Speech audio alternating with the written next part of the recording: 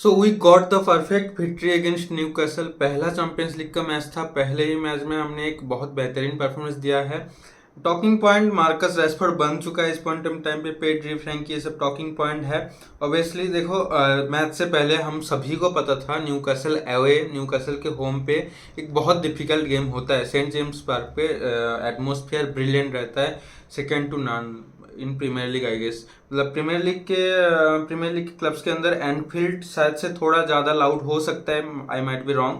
Otherwise तो कोई भी क्राउड मुझे नहीं लगता न्यूकासल की होम क्राउड से ज़्यादा लाउड होता है। तो मैच डिफिकल्ट होना ही था। और शुरू के देखो मैच हमने खेला बहुत बेहतरीन। फर्स्ट हाफ तो मैं बोलूँगा न्यूकासल और बार्सिलोना 50-50 गेम था। स्टार्टिंग में मैं डर गया था भाई न्यूकासल की प्रेसिंग से। लिटरली न्यूकासल 2x प्रेसिंग कर रहा था। मैं शौक था, इतनी इतनी बेहतरीन प्रेसिंग। और न्यूकासल ने बहुत बेहतरीन चीज़ों से, बेहतरीन तरीके से बारसा की जो मिडफील्ड है उनको टैकल कर रही थी फर्स्ट टाइम में बेसिकली। एक तो बहुत अच्छे से प्रेसिंग कर रहे थे, फिजिकलिटी है उनके पास, बॉल विन कर रहे थे बार्सिलोना से। और अच्छी तरीके से वो बॉल स्विच करते, लॉन्ग बॉल्स खेल रहे थे, बार्सिलोना को अगेंस्ट काउंटर अटैक्स बना पा रहे थे। ये बहुत अच्छा क्लियर प्लान था। बट चीज़ ये है कि आप ये चीज़ थ्रू आउट द 90 मिनट नहीं कर सकते हो। क्योंकि आपके पास तो ऐसी एनर्जी बचेगा नहीं इतने 90 मिनट करने के लिए। आपको मैटर ऑफ फैक्ट किसी मोमेंट पे आपको बॉल कंट्रोल करना ही पड़ेगा मैच में बने रहने के लिए। वो चीज़ न्यूकासल के पास वो एबिलिटी है नहीं। वो चीज़ पेड्री, फ्रैंकी डियोंग जैसे प्लेयर्स बेटर तरीके से कर सकते हैं। वही चीज़ हुआ कल के गेम पे सेकेंड हाफ में बेसिकली। सेकेंड हाफ में क्या हुआ देखो, हमने गेम को थोड़ा स्लो किया क्योंकि वो जितना फास्ट खेलोगे उतना न्यूकासल को फेवर कर रहा था, हमें फेवर नहीं कर रहा था। तो हमने गेम को स्लो किया, पढ़ा गेम को, अच्छे से अटैक बनाया। जो कि फर्स्ट हाफ में हम अटैक्स तो बना रहे थे, बट जो सिर्फ काउंटर अटैक्स खेलने की कोशिश कर रहे थे या फिर डायरेक्ट खेलने की कोशिश कर रहे थे थोड़ा, जो कि काम नहीं कर रहा था बिल्कुल भी। Marcus Rashford again first half में बहुत बेहतरीन तो नहीं था। मार्कस रैशफोर्ड ड्रिबल कर रहा था, चांसेस क्रिएट करने की कोशिश करता, बट जो फाइनल थर्ड पे जो डिसीजन मेकिंग होता है वो मार्कस रैशफोर्ड से बिल्कुल नहीं हो रहा था। सेम लेवेंडोस्की को कल बिल्कुल ही चांस नहीं मिला। पहली बात तो सर्विस नहीं मिला उसको रैशफोर्ड या फिर रफीनिया से। डिफेंस भी बेहतरीन था न्यूकासल। देखो न्यूकासल एक ऐसा टीम है, भले ही वो 5th-6th फिनिश करे प्रीमियर लीग पे, but they are nothing less than Liverpool, Man City के लेवल पे। वो उनका डिफेंस सॉलिड होता है, उनकी मिडफील्ड बहुत फिजिकल होता है, उनके अटैक बहुत सॉलिड होता है। स्पेशली क्रॉसेस या फिर कॉर्नर सेट पीसेस पे न्यूकासल की अटैक सबसे ज़्यादा थ्रेटनिंग होता है। काफ़ी इजी गेम होने नहीं वाला था वैसे। सेकेंड हाफ में हमने ये चीज़ें बहुत अच्छे से किया, उनकी मिडफील्ड को बॉल ही नहीं मिला। मैंने जो पहले बोला वो थ्रू आउट द 90 मिनट वो नहीं कर सकते और उन्होंने वो कर भी नहीं पाए। मार्कस रैशफोर्ड के बारे में बात कर लेते। देखो बहुत बेहतरीन गोल मार्कस रैशफोर्ड एक ऐसा प्लेयर है, हमने देखा है वो प्रीमियर लीग में किस तरीके से वो खेलता है।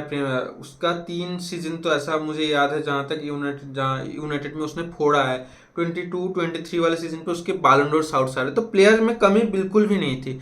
अभी मार्कस रैशफोर्ड का डाउनफॉल क्यों हो गया था? मार्कस रैशफोर्ड लेजी है, जो मीडिया में चलता है या फिर जो हमने देखा है, लेजी है, ट्रैक बैक नहीं करता, वर्क रेट नहीं देता, मार्कस रैशफोर्ड का कॉन्फिडेंस गिर चुका था, ये चीज़ें थी। अब बार्सिलोना में उसको क्या करना पड़ता, थोड़ा ज़्यादा वर्क रेट दिखाना पड़ा। हाँ, रफीनिया लेवल की वर्क रेट मार्कस रैशफोर्ड नहीं देता बार्सिलोना में, बट यूनाइटेड पे जो वर्क रेट मार्कस रैशफोर्ड का था उससे ज़्यादा तो देता ही है। और चीज़ क्या थी, मार्कस रैशफोर्ड की कॉन्फिडेंस बिल्कुल गिर चुकी थी। बट हाँ, मार्कस रैशफोर्ड ने पहले जो बार्सिलोना के लिए 3 गेम्स खेले उसमें स्टार्टिंग के 2 गेम में भी मार्कस रैशफोर्ड ने ऐसा कुछ out of the world performance नहीं दिया था। हाँ, लास्ट मैच में वेलेंसिया के अगेंस्ट उसका एक असिस्ट था by the way. Otherwise Marcus Rashford बहुत अच्छा खेल भी नहीं रहा था। कल के गेम में क्या हुआ, मैंने पहले बोला मार्कस रैशफोर्ड को बस कॉन्फिडेंस की जरूरत है, एक कॉन्फिडेंस चाहिए। प्लेयर पहले ही से ही बहुत बेहतरीन है, उसको थोड़ा अब हार्ड ट्रेनिंग की जरूरत है, फिजिकलिटी थोड़ा बेहतर करनी पड़ेगी और कॉन्फिडेंस चाहिए, that's all. He is one of the best player in the world right now. वो उस लेवल की परफॉर्मेंस दे सकता है, खास करके बिग गेम्स में, प्रीमियर लीग्स में। अब नेक्स्ट गेम पीएसजी के अगेंस्ट है, सेम देखना मार्कस रैशफोर्ड अपने कॉन्फिडेंस पे, अपने फिजिकलिटी पे रहा, पीएसजी के अगेंस्ट भी सेम गेम पुट अप कर सकती है। इस गेम की बात करें, सेकंड गोल, पहला गोल तो देखो मार्कस रेशफोर्ड की मैं बोलूंगा ब्रिलियंट है। सेकंड गोल, ऐसे गोल्स मारे मारे हैं मार्कस रेशफोर्ड ने यूनाइटेड के लिए, न्यूकासल के लिए भी मारे, ऐसे अगेंस्ट भी मारे हैं ऐसे गोल्स बहुत सारे, बट हेडर मार्कस रेशफोर्ड बिल्कुल स्कोर नहीं करता। और कल का पहला वाला हेडर, उसकी पोजिशनिंग और उसकी हेडर से जो प्लेसमेंट, ब्रिलियंट यार। हेडर से बहुत प्लेयर्स ऐसे क्या करते हैं, जैसे हेडर ट्राई करते हैं टारगेट पे रखने की कोशिश करते हैं, मार्कस रेशफोर्ड ने ना ही सिर्फ टारगेट पे रखा और उसने प्लेस भी किया कॉर्नर की साइड पे, जो गोलकीपर बिल्कुल सेव नहीं कर सकता। बहुत ब्रिलियंट हेडर था। सेकंड वाला गोल तो मैंने पहले ही बोला है, मार्कस रेशफोर्ड ऐसे गोल्स बहुत मारे हैं, बैंगर है। मार्कस रेशफोर्ड की शूटिंग एबिलिटी बहुत क्रेजी है, उसने उस चीज़ पे थ्राइव भी किया, गोल भी मारा, ब्रिलियंट है। हमने सेकंड ऑब्वियसली गोल कंसीड कर लिया। आई थिंक हम जो चीज़ अवॉइड कर सकते थे, क्लीन शीट मेंटेन करना चाहिए था। आफ्टर ऑल जो लेवल की परफॉर्मेंस जॉन गार्सिया ने पुट अप करी है, he deserve a clean sheet at least.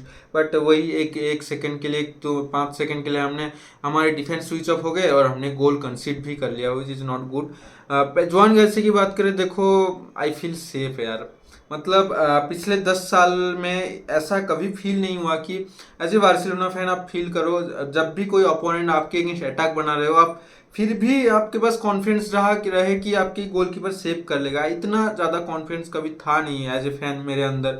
अभी रहता है कि हाँ यार, जॉन गार्सिया है, एटलीस्ट कुछ तो कर लेगा यार। ऐसा तो नहीं है जॉन गार्सिया मतलब एक गेम में 4-5 गोल यूं ही अपने मिस्टेक से खा जाएंगे, ऐसा नहीं होता जॉन गार्सिया के। आई फील सेफ यार जॉन गार्सिया के अराउंड एटलीस्ट। और डिफेंस भी काबिल तारीफ था मेरे हिसाब से कल के गेम पे। कुंडे, स्पेशली कुंडे one of the best right back है, ओल्ड स्कूल राइट बैक है। आज के मॉडर्न राइट बैक से क्या होता है, वो ट्रेंट की तरह, जॉव कैंसेलो, इस लेवल की कुंडे राइट बैक है नहीं, उस लेवल की अटैकिंग एबिलिटी कुंडे का है नहीं। फिर भी कुंडे डिफेंसिवली तो रॉक सॉलिड है, उसके कंपैरिजन के कोई है भी नहीं। और फर्स्ट गोल के लिए भी कुंडे का असिस्ट देखो आप, क्रॉस देखो, बहुत बेहतरीन क्रॉस था। जो चीज़ बहुत लोग नज़रअंदाज कर देते हैं कुंडे की अटैकिंग एबिलिटी। हाँ आई नो कि उसके अंदर वो ड्रिबलिंग एबिलिटी नहीं है, वो क्रेजी लेवल पासिंग एबिलिटी नहीं है ट्रेंट की तरह, बट कुंडे काम कर देता है, ब्रिलियंट। और उसके बाद आरोहो, कुबारसी, आरोहो ने मैच के बाद बोला भी है कि आरोहो को थोड़ा डिस्कम्फर्ट वगैरह था, फिर भी स्टिल बंदे ने 90 मिनट बहुत अच्छा परफॉर्मेंस किया। अपार्ट फ्रॉम दैट गोल, वो तो एक फ्रिक्शन ऑफ मेंटलिटी ऑफ हो गई, और 5 सेकंड के लिए वो हो जाता है यार एक गेम में कभी कभी, उसके लिए आप ब्लेम नहीं कर सकते। जिरार्ड मार्टिन की बात करें, जिरार्ड मार्टिन बहुत ब्रिलियंट परफॉर्मेंस यार। मतलब I didn't expect Gerard Martin to play this good. पहले एक दो चांसेस, एक बार इलंगा ने उसको एकदम खत्म कर दिया था। वो इलंगा के पेस है, जिरार्ड मार्टिन के पास पेस बिल्कुल भी नहीं है, और उस चीज़ पे इलंगा ने बीट किया था जिरार्ड मार्टिन को, जो कि बच गए थे हम उस पॉइंट ऑफ टाइम पे। न्यूकासल के पास वही चांस था सबसे बड़ा, और वहाँ पे अगर गोल स्कोर होता तो शायद से मैच थोड़ा डिफरेंट होता, बट हुआ नहीं। उसके बाद पूरा मैच जिरार्ड मार्टिन ने बहुत बेहतरीन खेला, डिस्पाइट ऑफ द फैक्ट कि जिरार्ड मार्टिन ने फर्स्ट हाफ में ही येलो कार्ड ले लिया था, तो सेकंड हाफ में उसको टैकल नहीं कर सकता था वो, फिर भी उसने इतना बेहतरीन गेम पुट किया है। बाकी प्लेयर्स की बात करें, रफीनिया की, मतलब मैं बोलूँगा उसका बेस्ट नहीं था। रफीनिया जिस लेवल पे परफॉर्मेंस दे रहा है लास्ट सीजन से चैंपियंस लीग पे, कल एक दो चांस मुझे लगा रफीनिया को फिनिश करना चाहिए था, कर नहीं पाया, इट्स ओके। बात करें पेड्री और फ्रैंकी डियोंग की, best midfield duo in the world right now, arguably best midfield duo in the world right now.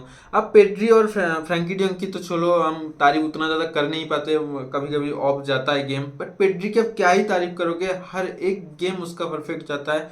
आप मुझे बता दो, मुझे याद भी नहीं है लास्ट टाइम पेड्री ने कब अपना एक खराब गेम, देखो पेड्री के लेवल से खराब गेम उसने खेला होगा, अपने खुद के लेवल से खराब गेम उसने खेला होगा, बट ट्रेडिशनल खराब गेम, एक 5 की रेटिंग से खराब गेम है, इसे 6 की रेटिंग से खराब गेम, मैंने पेड्री के लास्ट 1-2 सालों में मुझे याद नहीं यार कब उसने दिया था। पेड्री का खराब गेम नहीं हो सकता। एडी हाउ ने बाय द वे बोला था मैच से पहले कि हम ट्राई करेंगे पेड्री को आइसोलेट करने की, अगर पेड्री को आइसोलेट कर पाते तो शायद से हमारे पास ज़्यादा चांस रहेगा मैच को जीतने की, but you can not do that. Pedri को आप बिल्कुल ही आइसोलेट नहीं कर सकते।